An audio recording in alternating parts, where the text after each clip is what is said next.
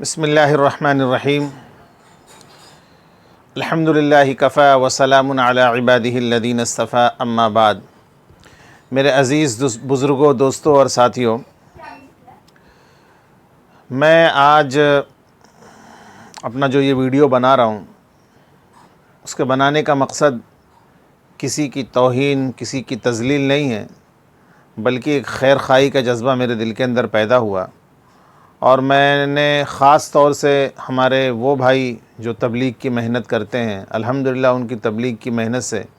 پوری دنیا کے اندر اسلام زندہ ہو رہا ہے۔ نوجوان بچوں کے چہروں پر داڑھیاں آ رہی ہیں، بے پردہ خواتین پردے میں آ رہی ہیں، سر پر دوپٹے آ رہے ہیں، بچوں میں ادب آ رہا ہے، بچوں میں تعلیم آ رہی ہے،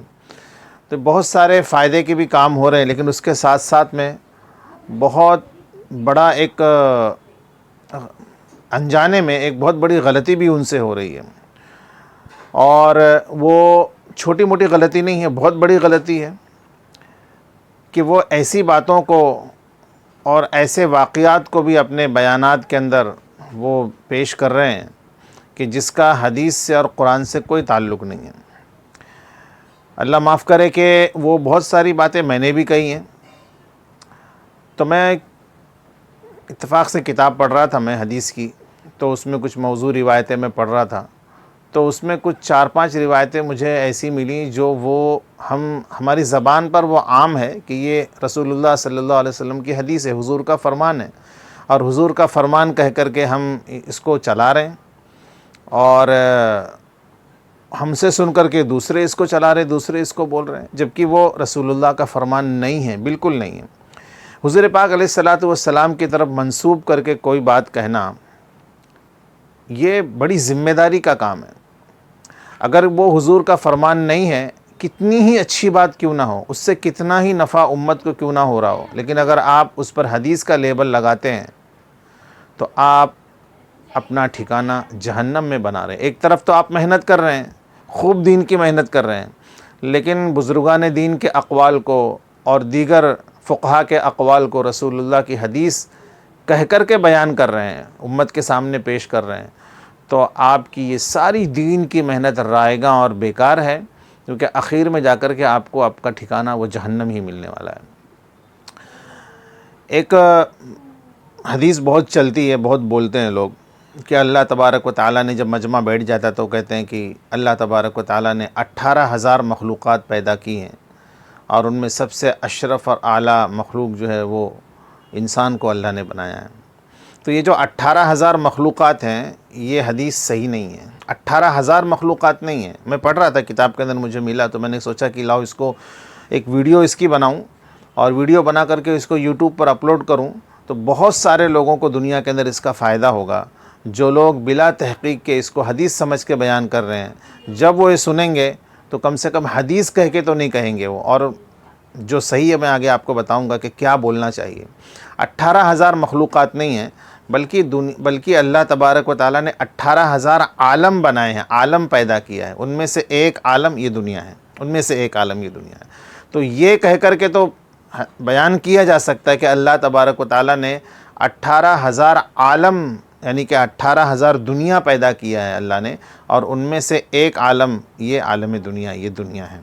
تو اس طریقے سے تو بولا جا سکتا ہے۔ اب آئندہ 18,000 مخلوقات آپ نہ کہیں، حدیث قدسی کے طور پر بیان نہ کریں، یہ افتراء ہو جائے گا، یہ جھوٹ ہو جائے گا، یہ کذب ہو جائے گا اللہ کی طرف۔ اللہ نے تو ایسی کوئی حدیث، ایسا کوئی فرمان جاری نہیں کیا، اور آپ نے اللہ کی طرف اس بات کو منسوب کر دیا جانے انجانے میں، اور اپنا ٹھکانہ آپ جہنم میں بناتے جا رہے ہیں۔ دوسری کہ ہم ایک بات بہت کہتے ہیں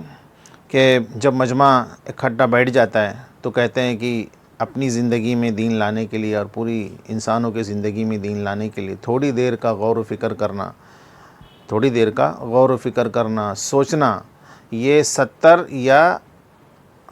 70 سال کی عبادت سے بہتر ہے، ہم ایسا کہتے ہیں، جبکہ ایسی کوئی روایت رسول اللہ صلی اللہ علیہ وسلم سے منقول نہیں ہے۔ ہاں، اس طریقے سے ہے کہ مخلوقات الہیہ میں غور و فکر کرنا 60 یا 80 سال کی عبادت سے افضل ہے، ایسا آپ کہیں مخلوقات الہیہ میں، کہ میری زندگی میں دین آ جائے، آپ کی زندگی میں، سارے انسانوں کی زندگی میں دین آ جائے، اس کے لیے تھوڑی دیر کا غور و فکر کرنا، یہ الفاظ رسول اللہ سے منقول نہیں ہیں، بلکہ الفاظ رسول اللہ سے منقول یہ ہے کہ مخلوقات الہیہ میں غور و فکر کرنا یہ 60 یا 80 سال کی عبادت سے بہتر ہے۔ تو اس طریقے سے آپ بیان کریں تو بہتر ہوگا۔ اگر آپ اپنی پہلی طریقے پر اگر آپ قائم رہیں تو مجھے یہ خدشہ ہے کہ جانے انجانے میں آپ اپنی محنت کو بھی ضائع کر رہے ہیں اور اپنا ٹھکانہ آپ جہنم میں بھی بنا رہے ہیں۔ تیسری حدیث میں نے یہ دیکھی کہ دنیا مردار ہے اور اس کے طلب کرنے والے کتے ہیں۔ بہت بولا جاتا ہے جب دنیا کی حقیقت کو بیان کیا جاتا ہے کہ دنیا یہ ہے، دنیا وہ ہے، اور دنیا جو ہے وہ فانی ہے، دنیا بہت ساری باتیں بتائی جاتی ہیں۔ اس میں ایک یہ بھی کہا جاتا ہے کہ دنیا مردار ہے۔ رسول اللہ صلی اللہ علیہ وسلم کا فرمان ہے کہ دنیا مردار ہے اور اس کے طلب کرنے والے کتے ہیں۔ یہ حضور پاک علیہ الصلاۃ والسلام کی زبان مبارک سے نقل نہیں کیا گیا۔ آپ صلی اللہ علیہ وسلم نے اس کو ارشاد نہیں فرمایا، بلکہ یہ اس کے قریب حضرت علی رضی اللہ تعالیٰ عنہ کا یہ قول ہے۔ ہاں،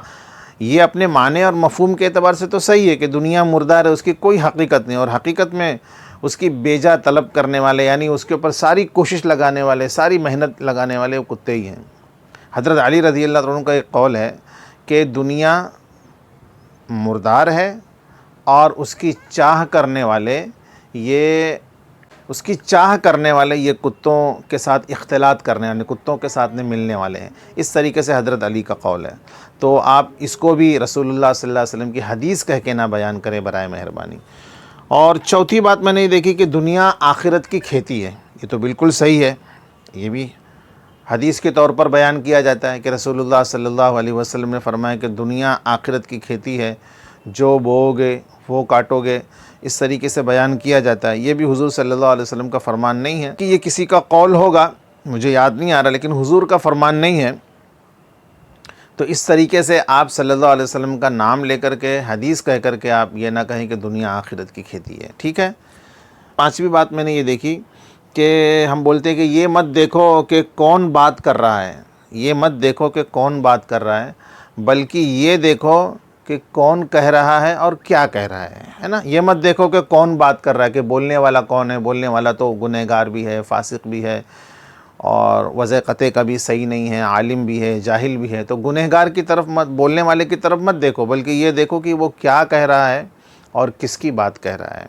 تو یہ بھی کہتے ہیں کہ یہ حضور صلی اللہ علیہ وسلم کی حدیث ہے اور اس کو حدیث کہہ کے بیان کیا جاتا ہے۔ یہ بھی مانیں آپ کہ یہ حدیث نہیں ہے، بلکہ یہ حضرت علی رضی اللہ تعالیٰ عنہ کا قول ہے۔ آپ اس کو حضرت علی رضی اللہ تعالیٰ عنہ کے قول کے حساب سے بیان کر سکتے ہیں کہ حضرت علی کا ایک فرمان ہے کہ کہنے والے کی طرف مت دیکھو، بلکہ یہ دیکھو کہ وہ کیا کہہ رہا ہے اور کس کی بات کہہ رہا ہے۔ تو یہ 5 جو ہے موضوع حدیثیں ہیں جن کو رسول اللہ صلی اللہ علیہ وسلم کی طرف منقول کر کے، آپ کی طرف منسوب کر کے بیان کیا جاتا ہے،